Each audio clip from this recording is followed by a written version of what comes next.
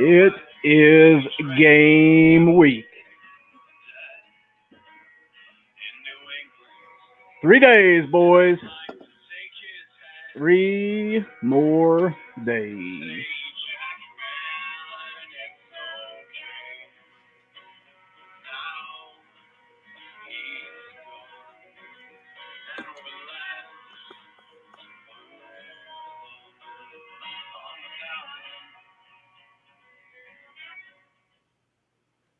Welcome to Talkin VAWLS, episode number 50. Brought to you by the Outright Geekery Podcast Network at outrightgeekery.com. Also, we are currently live on YouTube, courtesy of the S&B Network. Make sure you guys smash that like button, share out the link. Let's get this live chat growing. My name is Boogie Bentley. I'm Vols JP. And I'm Dobber. What's going on? We are at Talkin VAWLS _pod on Facebook and Twitter. Check us out. But if you guys can, once again, go ahead and share out the link, and we will get things rolling. Boys, are you excited? 3 freaking days. Oh man, I've been wearing my orange all week. I'm pumped. Can't help but not to be. Yeah, I mean it's first game. Everybody's 0-0, so you can. Who knows? The sky's the limit. Let's shock the world. It's that time of year where I always go and change my Facebook profile picture, and my cover photo always has something orange in it. And my wife comments and says, "Fall mat has arrived." Yeah. Does he ever really go away? He does. Just when it gets. Yeah, just for a few months, and then it's back. It's always hardcore.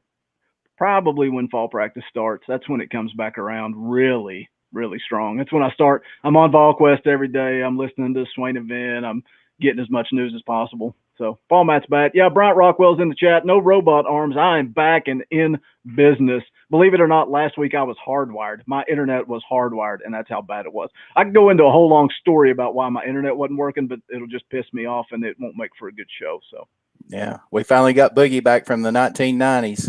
He was on AOL dial-up. I'm finally back. I'm finally back. It's finally game week. And guess what, boys? Aubrey Solomon is finally eligible. That's right. Yes. Hey, we needed that big time get. Got a lot of answers both on the defensive line and the offensive line. Trey Smith. Yes. Yeah. I mean, when we were talking 2 weeks ago, I said that, in my opinion, he was the most important player on the offense.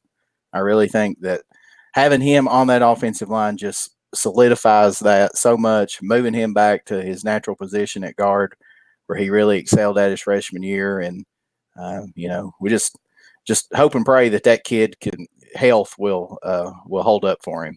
Yeah, absolutely. First and foremost, that's what I'm concerned about is his health. Looks like he's cleared medically.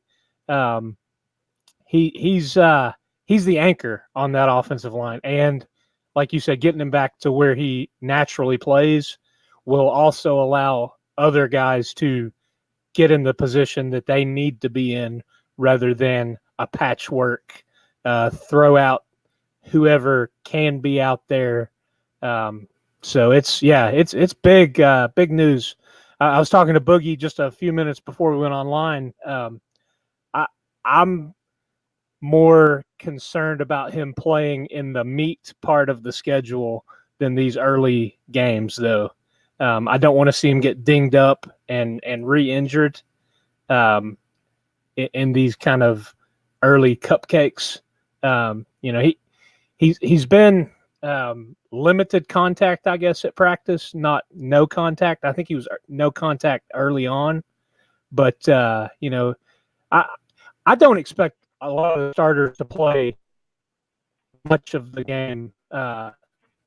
Hopefully they're out before halftime and you're getting young guys in. But let his legs on him, and let's roll on to late September. I shouldn't have said we were going to have a good show because now Dobber's the robot man. What is going on with this podcast? Kick your kids off of Netflix, man. Let's go. Need a good effort on your end, Dobber. Did you? We were talking before we went on air too about Trey Smith roughing up one of the young kids. Did you see that video, JP? I saw it on Twitter, man. He looked like the kid. That's from a couple of weeks ago, wasn't it? Was it? Yeah. Was it? Yeah. Oh man, he took it to him. Yeah. Yeah, that was a couple of weeks ago. They were talking about it, and there was somebody in the background going like, "Whoa, whoa, whoa, whoa," But yeah, I mean, I'm excited to see him back out there, and like Dobber said, first and foremost, you hope that his health holds up, and he's able to obviously do something that he's good at, but he also really has a great desire to play, and he wants to do that, and certainly, I'm sure he's probably taking some risk there, but all of these guys are when you really look at it, because it's a dangerous sport for with that, but yeah, I was so excited to see that, and then all the saga around Aubrey Solomon, and him being out there for the last 8 months, and who knew what the NCAA was going to do. And, there's questions around it, the administration down there at UT mess it up and screw all that up. And then there was a lot of talk about Harbaugh and him trying to, railroad all of those kids that were trying to transfer out. So who knows what happened, but, I find it odd that they have 8 months to make a decision. And then 4 days before the first game, they end up clearing him. So I think it's just typical NCAA just really not even caring about those kids like they claim that they do. Yeah, I think it's funny. For those of you guys just rolling in, we got 16 in the live chat. Do us a favor, make sure you hit that like button, share out the link. What we're talking about is Aubrey Solomon, the former 5-star defensive lineman transferred out of Michigan, finally eligible, cleared by the NCAA. I thought it was pretty comical earlier this week, or over the weekend, I guess. Pruitt, during his press conference, he stated it twice. He was talking about how, he's had guys transfer out, and he's written letters for those guys, fighting for them to be eligible. And it felt like he was taking a little shot at Harbaugh. So that makes me wonder. Sounded like. That makes me wonder what was going on there. And listen, man, this stuff, it grows like wildfire. What type of impact can that have on Michigan and Harbaugh recruiting in the future? Because you tell mama, if something happens and your son needs to come home for family reasons, Coach Harbaugh's not going to be fighting for him to do that. I think that could be something used against Michigan and Harbaugh going forward in the future. Yeah, I mean, possibly so, but I don't know if I put a whole lot of stock in all that stuff, because, I mean, look at all the problems that Urban Meyer had, off the field, and all that shenanigans that he was embedded in, and, he continued to be able to recruit at a high level. So I don't know. I mean, yeah. It could, and I guarantee you that there's coaches that are trying to recruit the same players that Michigan are. I mean, I'm sure that they're going to mention it, but I don't know how much of an impact it'd have. The thing that is puzzling to me is how you can have all these other guys put in for their transfer waiver, and they were cleared months ago, and we're here sitting waiting 4 days before opening game, and that's when we get notified by the NCAA. I mean, it's just it's all a little strange. Yeah, but the way they were handling it, though, I mean, they seemed pretty confident, because Solomon was running with the ones even up into early this week before it was announced, man. So they had to have some confidence going into it. But it's exciting, man. It's exciting to have a 5-star kid out, especially after the injury. Dang, we need him. Yeah. Him and Trey Smith both were such crucial news this week, just, in the last couple of days. Well, yeah, I mean, with all the questions that we've got on both sides of the ball at the line of scrimmage, I mean, getting 2 5-star football players cleared to play, I mean, I think that speaks volumes. I mean, you just can't even really put a how important that is, and will it make us win maybe 1 or 2 more ball games? I mean, who knows? But I mean, certainly it's more than just Trey Smith and Aubrey Solomon, but anytime that you can plug two really good football players like that in and put them on the field, it's certainly going to help your chances for sure. Absolutely. I'm curious to see what they do. Obviously, Kennedy is locked in. Trey Smith's locked in. I want to see what they do with the other three offensive linemen, because, of course, the depth chart doesn't mean anything. A bunch of oars. Oh yeah, I mean, but from everything that I've read, it sounds like Tatum has one of those tackle spots locked down. I mean, they're saying that he is, 320 pounds, and I mean, it was really never a case of him not being athletic enough. It was just he was never big enough and strong enough, and he's up to 320 pounds. I mean, wouldn't it be something if that guy ended up turning out to be a stud tackle for us this year? I mean, that'd be awesome. Yeah. So what do you guys think about all the oars? I mean, is that Pruitt just masking kind of the starters, or do we really not know? I think he knows. I don't think he knows every position, but I think they just do it. Man, it's just, why do coaches do what they do? I don't know. Is it really some big secret that's going to make a difference? But any little advantage you think you can get, go for it. Yeah. He could put out a piece of paper that says, I don't know who any of the starters are, and I wouldn't care. Well, that's I mean, you look at Pruitt and him being around Saban and the way Saban deals with injuries and depth charts and the things of that nature. I mean, I think he's playing a little bit close to the cuff. I think there is a bit kind of unknown. I did read something pretty funny. I thought the whole thing was comical with all the oars, and I saw somewhere you can't spell orange without OR.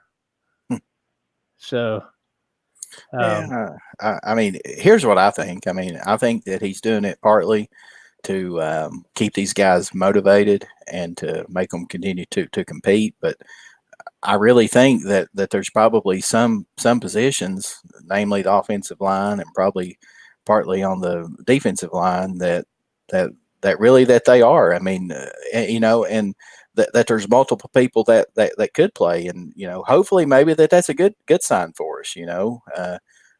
Maybe that means that at least maybe that we have pretty good depth, as far as two deep goes. So I think that there'll be a ton of players play Saturday. I think that we're going to see, probably what 60 kids or more probably play. I'd like to see that. Yeah. Yeah. I think we're going to see that. You're going to see freshmen playing that are planning to redshirt because of that rule. They can play four games. I think you're going to see a lot of kids play on Saturday, and they need that, man. They need coachable moments that you can put on film and take back and review and teach and coach. There's nothing like game experience. So hopefully we see a lot of kids play on Saturday. We're going to talk about some more excitement, what we're looking forward to in the game coming up on Saturday. But did you guys watch the Florida and Miami game? I saw bits and pieces. I was at a wedding, but it was on in the background. Yeah, I didn't get to watch it live, but I had it recorded and went back and watched most of it, not all of it.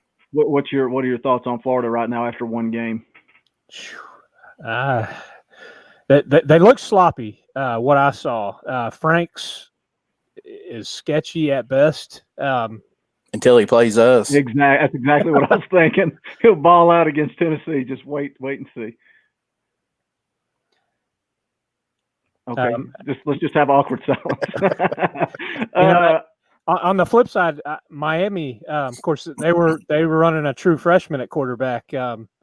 And did you see Dan Enos, former coordinator from Alabama? He came out and threw his freshman quarterback under the bus, saying how disappointed he was in his play.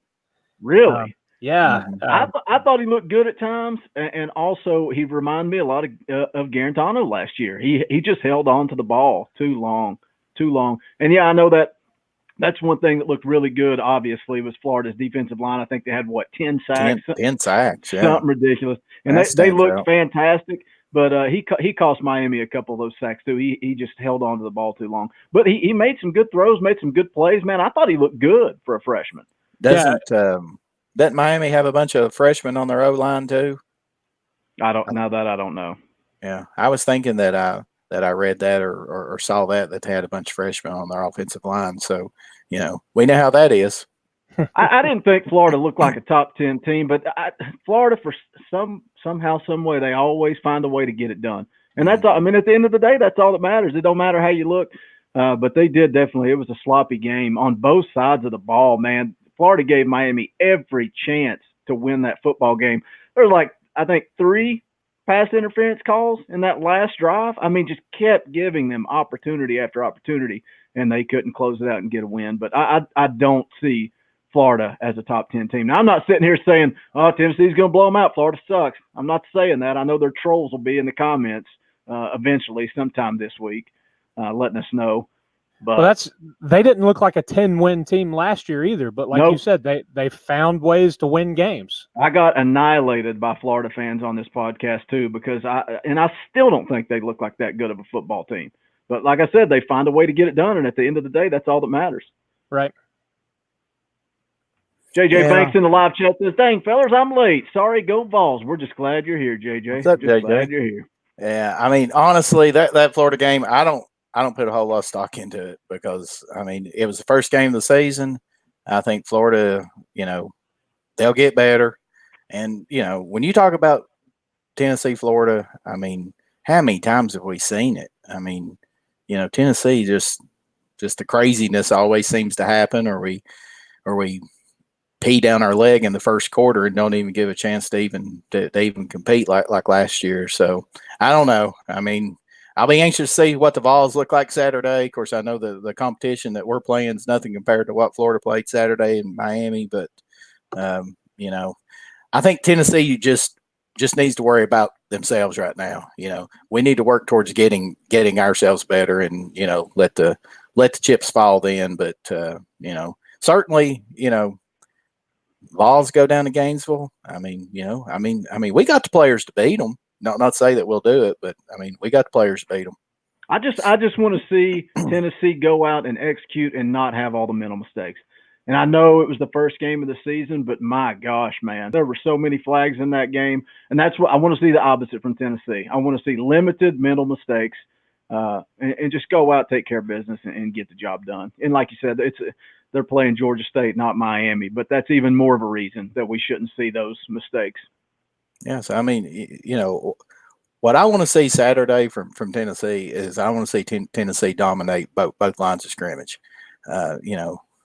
If we start watching that game Saturday and Georgia State's in our backfield on a consistent basis, there's some major red flags again, and it's going to be another long season. Yeah, and we shouldn't let it slip this time. I think I did last year. I think it was kind of, you didn't want to admit it, but when you see ETSU in the backfield, it's going to be a long season. Yeah, there is no excuse for Tennessee to get whipped at the line of scrimmage this week. There's absolutely zero. And if it happens, it's not going to be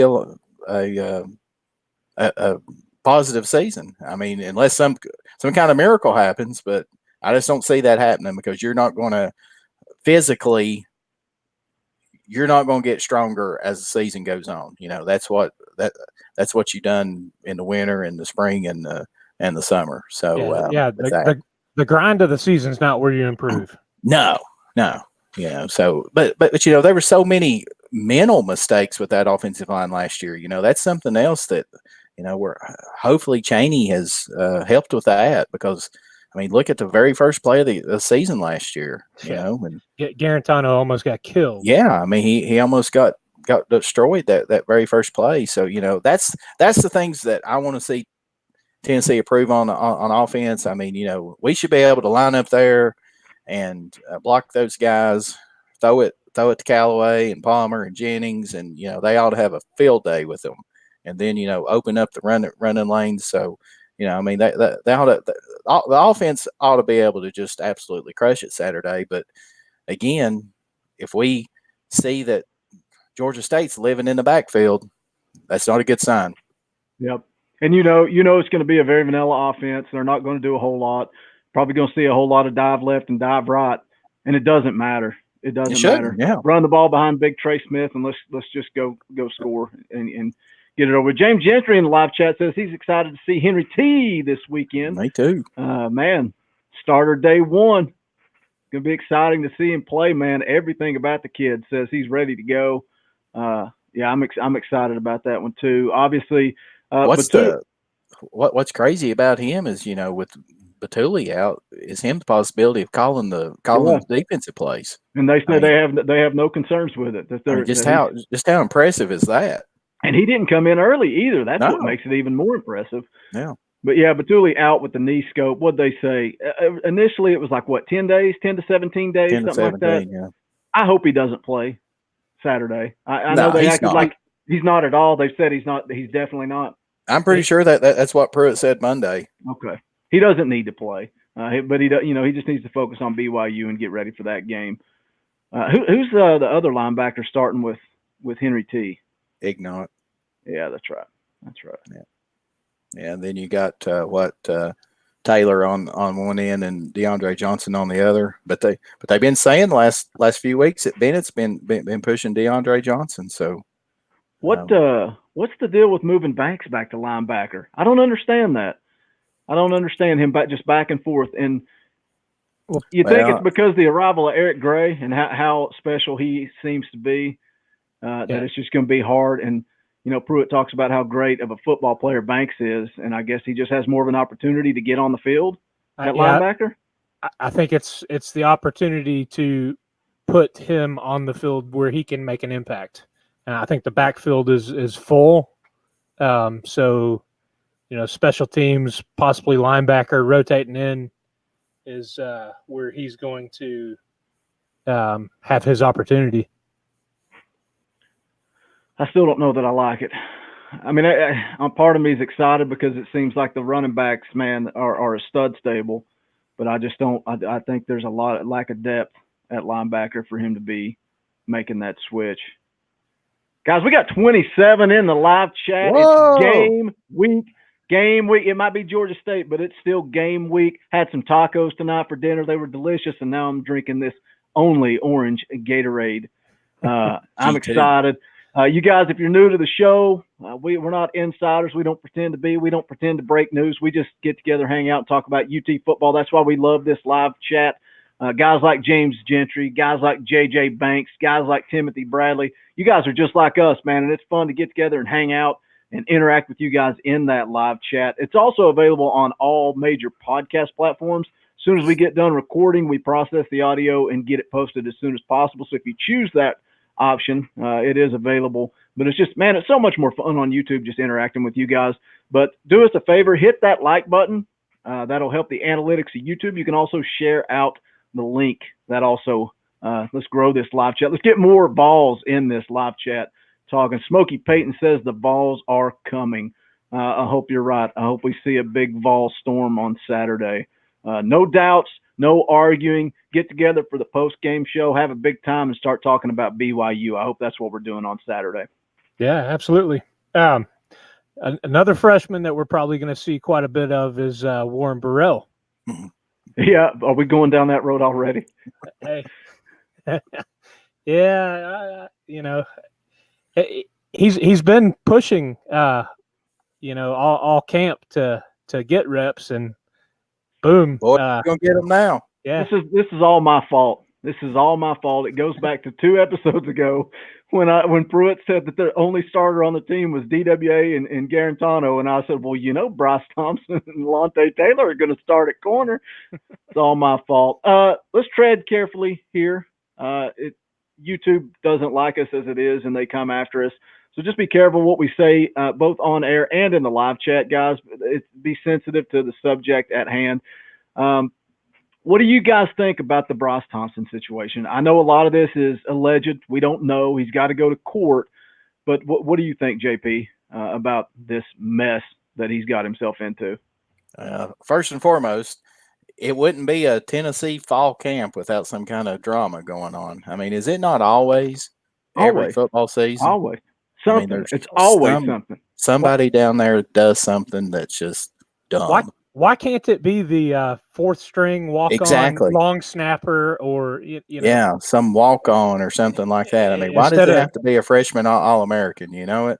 I mean, just disappointed, but I mean, all of that came out yesterday that he had that agreed upon restraining order with that mutual restraining order. Yeah, mutual restraining order with that girl in South Carolina, and she was claiming that he was abusive and all that. So certainly, I mean, that's a red flag.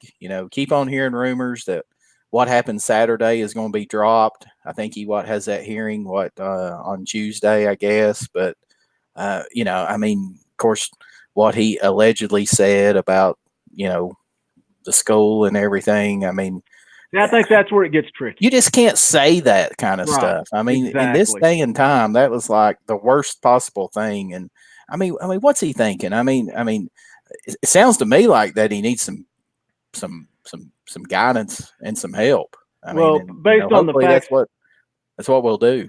Based on what we're getting, he's got anger issues. He makes stupid decisions, but kids like that also need help. Absolutely. And my fear is he gets kicked off the team and right back into that mess. He's not going to get help that way. On the flip side, from a school standpoint, if they have proof that he said what people are claiming he said, he can't play football anymore. I don't even know if he can be enrolled in the school anymore. Well, I mean, but from all intents and purposes, he's still going to class. So I know. If he's that big of a threat, why is he in class? Yep. I mean, that doesn't make any sense. No, because like you said, waiting on the court case has nothing to do with the threats against the school. It's two completely different issues. Right. And that's a university matter. That's not a football team matter. He can be removed from the school by the school. Oh yeah. Not just, and if he's removed from the school, that's off the team anyway. Yeah. Listen, I mean, it's a sensitive topic. It's a sensitive situation. Like you said, Boogie, we weren't there. We don't know the ins and outs of it. From what I've read, it's there was witnesses that called this in. He was having an argument. I mean, let's be honest. Who in the live chat has not gotten upset, said or done things that we've regretted? But there's that limit. I think it's just right. It's Pruitt and company. They're treading lightly because it is such a sensitive time. I think they want to let everything unfold and make the proper decision, because I mean he's point blank said it last year when you had Thaxton and the other guy that were suspended indefinitely and then booted for domestic issues. There is no room for that on the University of Tennessee football team. It's not it's a privilege to play for the University of Tennessee. And they represent the university, and that's the coachable moment right there for this entire team. The guys can really learn about the situations they put themselves in and how they respond in those situations. For Thompson, man, I hate it for the kid, but with everything that came out yesterday, and this. When the news broke Sunday, I said, man, it's allegations. It doesn't appear that much happened, but should something else come out? And then when we had stuff come out yesterday about all the prior history that he's had with domestic situations, aggression and anger, that kind of threw up this is becoming a pattern of behavior for this kid. And like you said, Bentley, it is kind of one of those things that he does need some help. Maybe the coaching staff uses this as a way to, they'll treat it like they did Jennings. He's suspended indefinitely and has hoops and hurdles to clear. Counseling, anger management, and then, running until he pukes every day at practice, or whatever that they handle in-house internally and deal with it that way. But by no means am I making light of the situation. Football is not the priority here. It's, and like Pruitt said, it's the safety of the student body and a safe campus at the University of Tennessee. You just can't have guys out doing stuff like that. James Gentry brings up a good point. Big difference in domestic violence and domestic assault. And that's what I said when we first heard the news was if they call for a domestic situation, somebody's going to jail for 12 hours, no matter what. Somebody's going. It's either you or me, but somebody's going. And I'm not, again, like Dobber said, I'm not making light of it. The bigger problem is the threat to the school. You got to do something about that. If it's true, we still don't know if it's true. We got to let, see what happens there. But you guys in the chat are bringing up a lot of good points. Next man up. Let the school, let the authorities take care of it. Next man up. And that's where we go back to Warren Burrell, because we've had all the hype about him. What a great camp he's had, looking like a stud, finding ways to get him in the nickel back. But now it sounds like he's going to get a chance to go as the starting defensive back for the indefinite future. And Schamberger's going to lock on his star position. That's the thing, man. They've been talking about what a good camp Schamberger's had. So let's just go out and play football. Schamberger's got talent. I think it was more of his attitude last year. Yeah. I mean, he just wasn't buying in, and hopefully that he's bought in, and kind of like Marcus Tatum. If that kid can turn around and be a stud for us, I mean, wouldn't it be great if Schamberger finally got his heart into it and got his head on straight and ends up being really good player for us at the star position. He's got to prove it to me, though. You got to prove it to me. Well, yeah. Well, and that's what we use Saturday for. Teams like Georgia State that we should beat, handedly. We come out and we execute. We're crisp. There's no mental lapses, no stupid penalties. We play like we've practiced, play like we've been coached.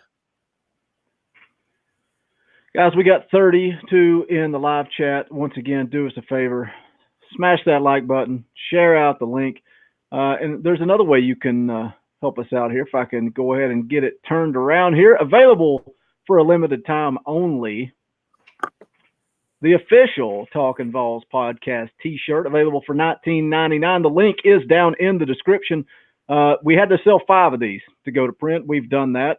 So they're going to print. So if you want your official Talkin VAWLS t-shirt, go to the link down in the description, bonfire.com/TalkinVAWLS. Got a week left to order. Yep, available for a limited time. 7 days left to order. They're available in gray, heavy metal, charcoal, orange, and your regular basic white t-shirt. So go check them out. Again, the link's in the description. If you guys would like to get one of those, go and do so while they are available. So I guess we can one more thing. Can go I ahead. Yeah, go ahead. Chime in on that Bryce Thompson thing? Based on what's out there right now, and the fact that if he still is in school, which from my understanding, from everything that's been said, that he still is in school, I mean, I don't see how there's any way that he will be kicked off the team. I think probably what's going to happen, based on what the information's out there, is I look for this to be a multiple game suspension. I think the big question is he back before Florida? I think that's the way, based on the information's out there. Now, that's also based on the fact that everybody says that they believe that the charges will be dropped next week. But where do you go from there, though? I mean, if Jake Isaac in the live chat says that white one, though, is fire. Jake Isaac, go pick one up. $19.99, can't beat it. Support your favorite podcast that you never heard of. But where do you go with the threats to the school, though? That's honestly, I hate to keep saying this, but the domestic violence thing, it was a bad situation. It was a bad situation. But I think if that was the only thing that happened, we wouldn't be talking about this. It would be a sore spot on the school, but it would come and go, and he would be back on the field, and that'd be the end of it. But that's what I'm getting at. I mean, if he's still in school and he's going to class, and there's 25,000 students plus the faculty on campus, and they feel like that he's a threat, then why would they be letting him attend class? There's no way that they would be doing that. So you think they've resolved that issue? You think the issue to me, with him still in school, yes. I mean, how can they come out and say that, he's kicked off the football team because he's a threat, but they still let him attend school? James Gentry says, I know you said some stuff, but we need you for Florida. And this is funny too. Troy Lee says, I think a big difference for us this year will be the size our guys put on all over the place with Coach Fitz. We will actually have the size of an SEC team this year. And we look it. This is terrible to say. I'm going to say it anyway. Put JP on blast. When the news came out that Bryce Thompson ripped a gate off the wall, JP said, well, I hate to make light of it, but at least it shows that strength program is working out for us.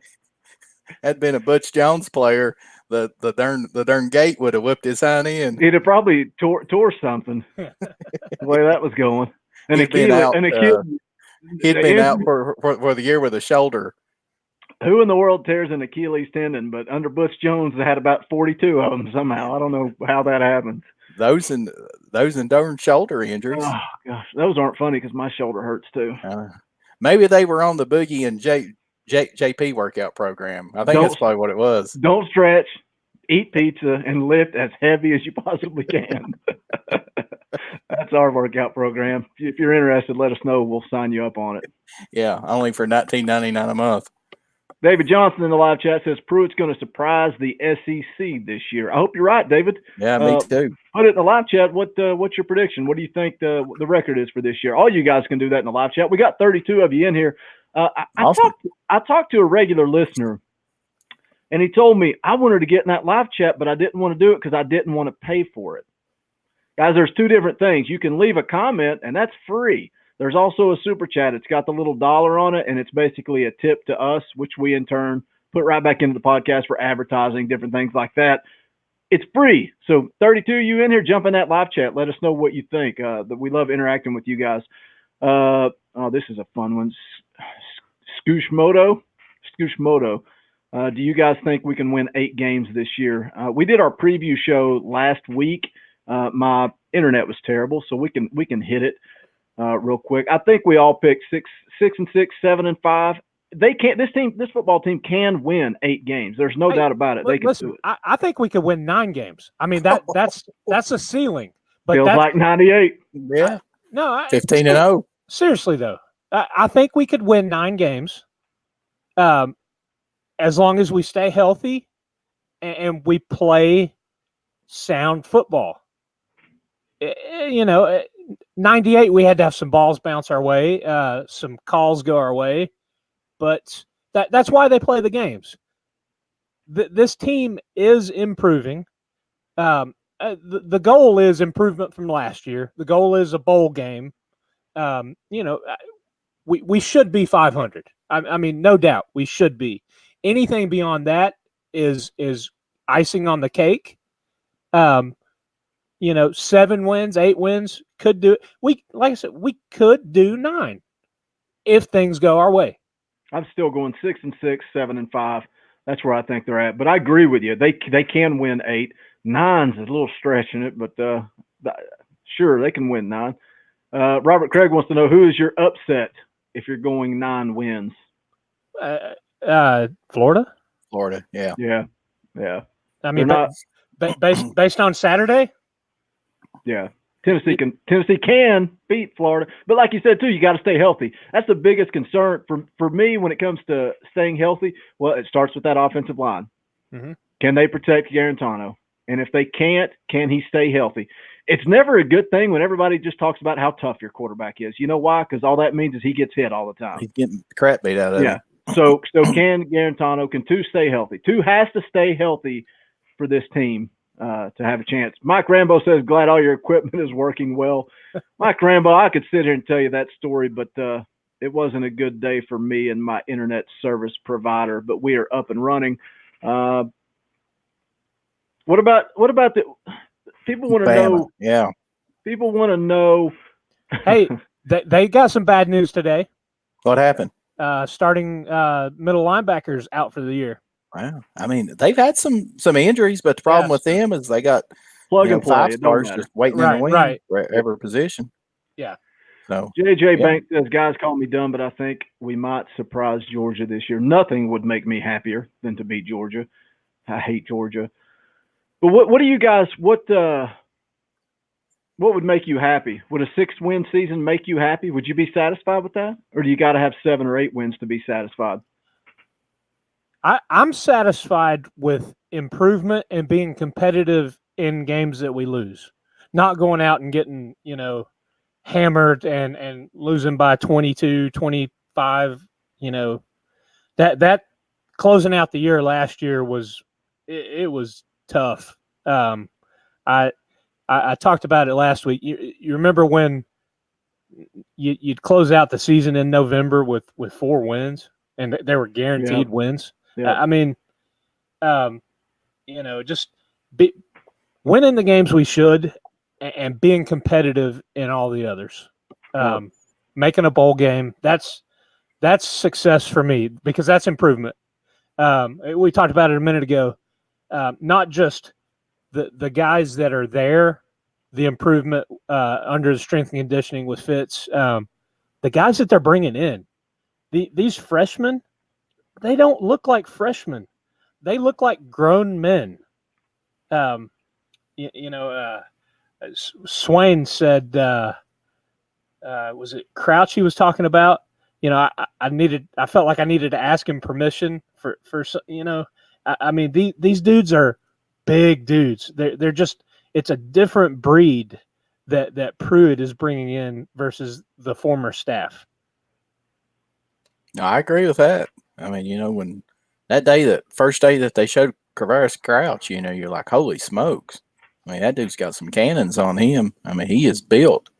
And, so yeah. And, those days of signing the 260-pound offensive lineman and expecting them to gain 30 or 40 pounds and all that, I mean, all that's over, I mean, we've talked about it on here before. I mean, there's no doubt that Pruitt and that coaching staff knows what kind of athlete, what a good athlete looks like, that it takes to win at a high level.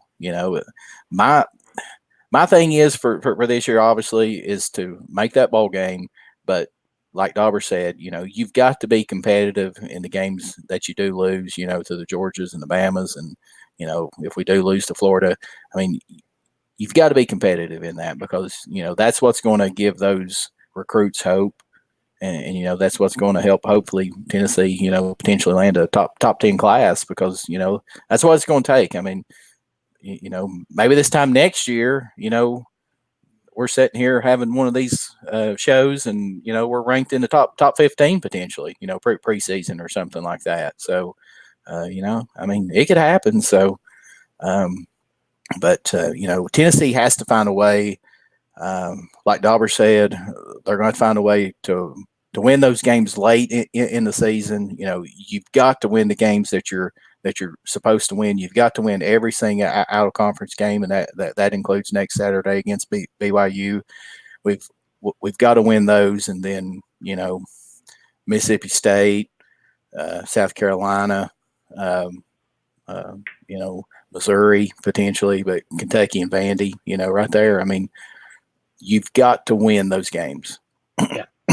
JJ Banks brings up a good point because we do focus all the time on just getting to a bowl game. He says, don't you guys think we should not only get there, but also win it? We will win it. We will. I'll go on record right here and say that if Tennessee makes a bowl game, they'll win it. They'll win it. We got too good of a coaching staff to give them a month or more to try to prepare. That's a good point. We'll win. A real good point. Well, look at what a horrible coaching staff did to prepare for the last 2 bowl games. Yeah. And typically, if we play in a bowl game, it's probably against some, also ran Big Ten team that, really shouldn't even be in a bowl game to begin with. I mean, I would fully expect Vols to win the bowl game. David Johnson says he can't wait till Saturday. It's going to be a great game. For some reason, for the last week, I thought kickoff was at 12. I don't know. 3:30. I was so lost and confused. But something we've talked about doing is the Talkin VAWLS tailgate, and that's just to come on, do a live stream about an hour before the show. We mentioned it. Nobody really reacted one way or the other. I don't want to get on here and just talk to JP and Dobber by myself. So let us know if you guys would be interested in, because right now the plan is Wednesday nights, 7 p.m. every week, money, pre-show. Saturdays is going to be, if we can do post-game show this week, it's going to be post-game show. Immediately after the Georgia State game, we will go live and talk about it. So we hope you guys will join us. But we're talking about doing a little bonus show and doing a little tailgating with you guys. Maybe sip back a couple of cold beers. Let us know if you're interested. If not, we won't waste your time. We'll just do the post-game show. But again, every Wednesday, 7 p.m. this Saturday, immediately after the Georgia State win, we'll be hanging out and talking about it. Speaking of Georgia State, we've kind of talked about it a little bit. What do you guys want to see? Dobber, you go first. Just a couple of things that you want to see on Saturday. I hit on it before. I want to see crisp offense. I want to see the line blocking. Opening holes for the backs, giving Garantano. Did you see that this week? Why has nobody corrected that until now? Did you see that, JP? Is JP alive? JP, hello? I'm here. That was the most awkward moment in Talkin VAWLS history. What happened? You were just sitting there looking at us blinking while we were talking to you.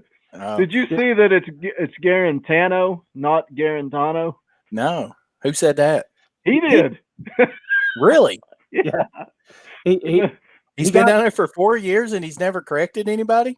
Yeah, I know. That's what the guy that was interviewing him after practice the other day asked him, and he said, "So have you ever corrected anybody?" He said, "No, I'm down here in the South and I just kind of let it go." But he said it's Garantano. So, wow. We'll get that. But yeah, I want to see the line giving him some time to drop back. Him not locking in on one receiver, scanning the options, going through his progressions, good passes, receivers running good routes. Defensively, want to see gang tackling. Ball hawking, just flying to the ball. I think that's really one of Pruitt's calling cards. His signatures is, everybody to the ball, creating havoc, causing turnovers. I'd really like to have a good turnover, a positive turnover ratio for us defensively this year. That'd be so, because if we're creating push from the defensive line, causing pressure, we've got to be causing turnovers, creating that havoc.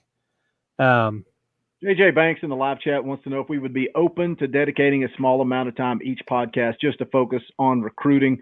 JP is the recruiting guru. We used to do a recruiting roundup, and JP would bring us a couple of guys and just kind of highlight those each week. If you guys are interested, we can definitely bring that back. That was something I enjoyed.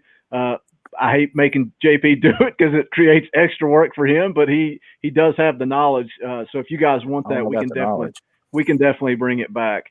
So just let us know either in the live chat or in the comments after the fact if you want us to bring back the recruiting roundup.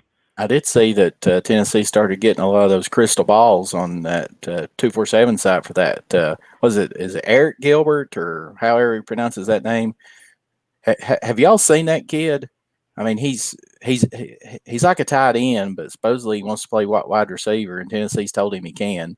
He's teammates with the quarterback committee. Harrison Bailey. Yeah, Harrison Bailey. Didn't they hook up like 3 times this past week? Yes, I mean, the kid is absolutely massive. He's like 260 pounds, but can run like a deer. So, I mean, he's just absolutely, and that. So I mean, it's just crazy. So it'll be interesting to see. How about Harrison Bailey, man? That kid, talk about recruiting. That's we saw it a couple years ago with kids that commit, just going out and going to these camps and talking to other high school athletes and convincing them, selling them on the program. When you've got a kid that's doing that, hitting the recruiting trail for you, how awesome is that? Yeah, that's a huge part of it. And, I think this staff, the way they recruit, the sky's the limit, but you got to win football games. And it's like JP said, if things play out right, we could be sitting here next year really excited looking at a team that's in the top 15. But you got to win this year. You have to show improvement. Listen, we know it's a rebuilding process. We say that on here all the time. It's going to take time to get this team back where it's supposed to be. But you can't go 5-7, 5-7, 6-6, 5-7. You got to show improvement. You got to build each year. We're talking about the impact of Fitz as a strength coach. We're talking about the type of kids that Pruitt's bringing in. So if the talent's getting better, you got to put it on the field. You got to produce. We got to see 6 to 7, if not 8 wins this year. Bring more kids in, and then let's build for the next season. But it all starts with wins. You got to win. It is. So, yeah. So, I guess getting back to the Georgia State game and what we want to see. I was trying to read what that said. So, but I thought maybe you were just going to stare and blink at us again. No, I was trying to put another. You go back and watch this. Tab up. I was trying to put another tab up, and I didn't realize that, because I guess I couldn't see myself at that point in time. So I was just sitting there aimlessly staring. But what I want to see Saturday is I want to see some smash mouth Tennessee Vol football. I want to see the Vols. Excuse me. Gosh, I'm getting choked up here.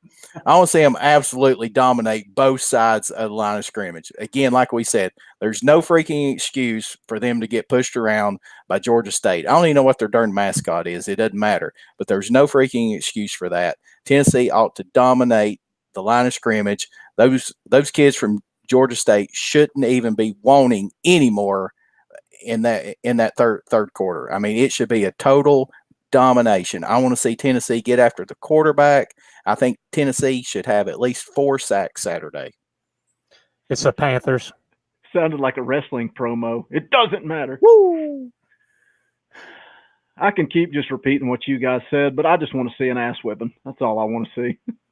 No doubts, no questions. We get on here for the post-game show and start talking about BYU.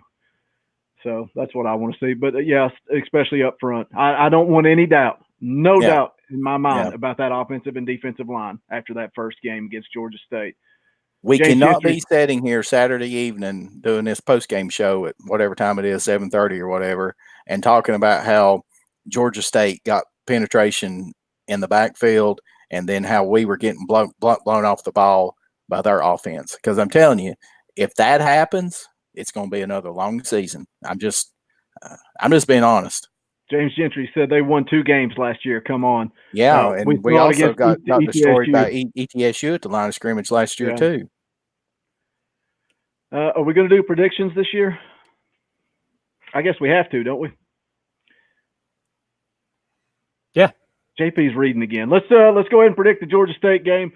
Who wants to go first? You lead us off there, Boogie. Thanks, man. I was trying to make one of you all do it. I don't think this is going to be a game. I think it's going to be domination. There might be some things that irk us or irritate us when it's all said and done. But I will say 52-7, Tennessee. Whoa. All right. Listen, this is a glorified scrimmage, point blank. And that's all it should be. They won 2 games last year.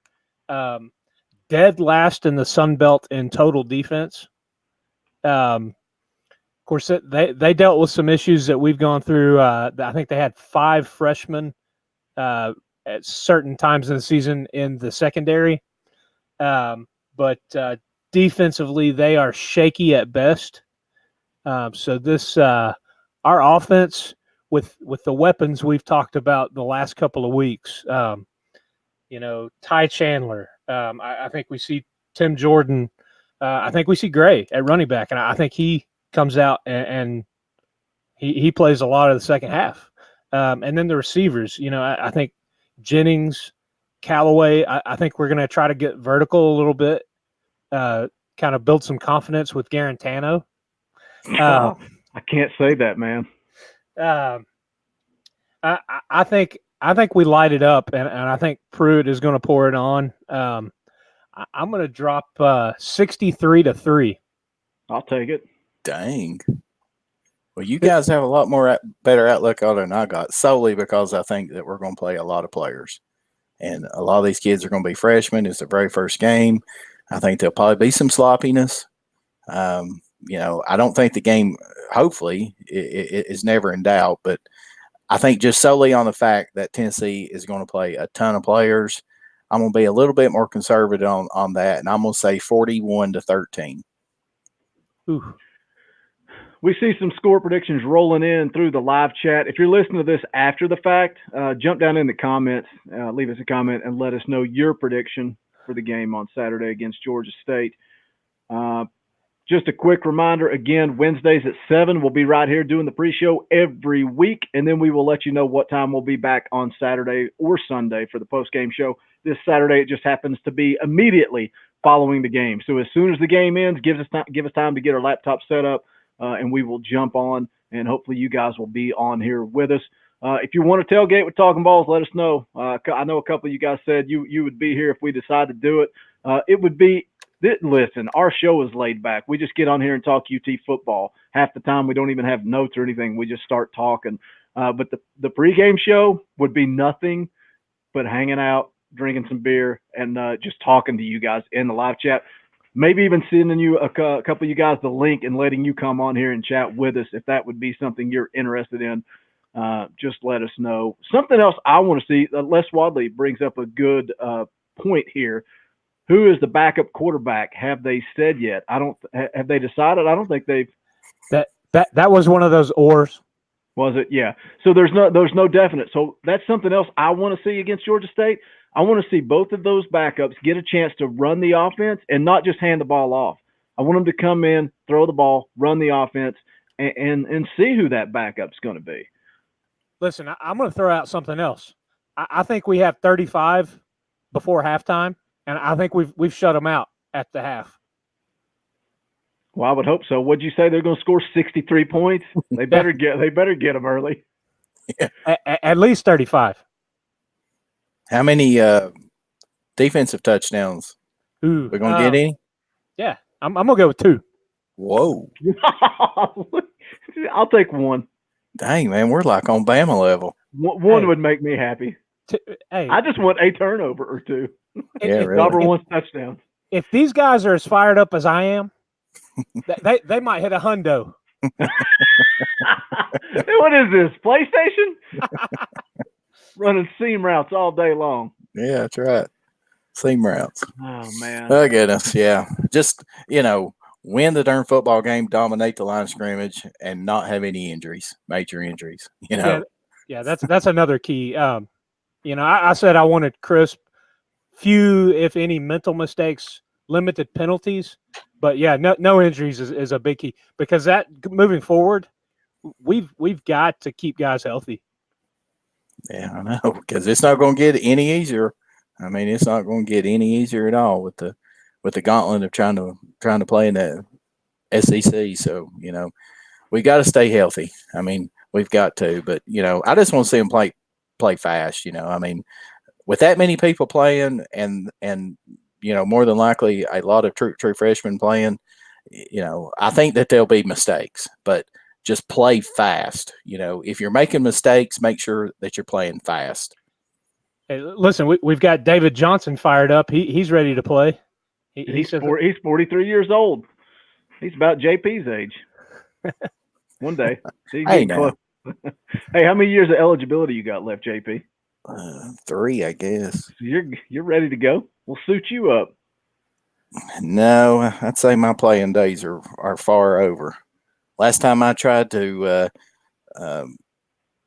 block somebody, it was probably, I don't know, 12 years ago or so. He put me on my hind end. He might be even listening tonight, so I don't know. So, well, he ain't in the live chat. Should be. There's 30 people in here in the live chat. Not all of you have hit the like button, and that hurts my feelings, but that's okay. We love you guys anyway. I think that's going to wrap it up. This was the 50th episode. And that's awesome. I mean, that is unreal. Nothing special. Didn't celebrate it. Didn't do anything. I know. I mean, where's the champagne bottles or something? I mean, come on, Boogie. Just another episode. I got orange Gatorade, man. What more do you want from me? But I think that's going to wrap it up. As soon as this processes, it will be available on YouTube. Jump in there and leave a comment. Let us know your score predictions for the Georgia State game. And I guess that's it. That's going to wrap it up for Vols JP and Dobber. My name is Boogie Bentley, and I just got one thing left to say. Go Big Orange.